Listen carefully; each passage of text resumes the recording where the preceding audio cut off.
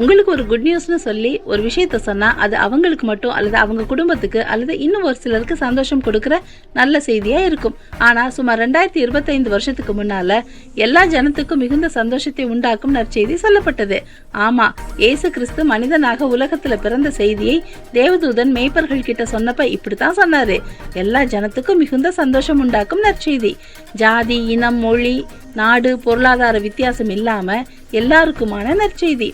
பாவத்தினால கடவுளோடுள்ள உறவை, உண்மையான மகிழ்ச்சியை இழந்த மனுக்குலத்துக்கு கடவுளே மனிதனாக பிறந்து பாவ பரிகாரம் செய்ய போறது சந்தோஷம் உண்டாக்குற நற்செய்தி தானே. இயேசு 100% கடவுள் 100% மனிதனாக வந்தது தன்னுடைய உயிரையே கொடுத்து சாதாரண மனிதர்களாகி நம்மை மீட்டுக் கொள்றதுக்காக. இந்த நற்செய்தி உங்களுக்கு சந்தோஷம் கொடுத்துருக்கா?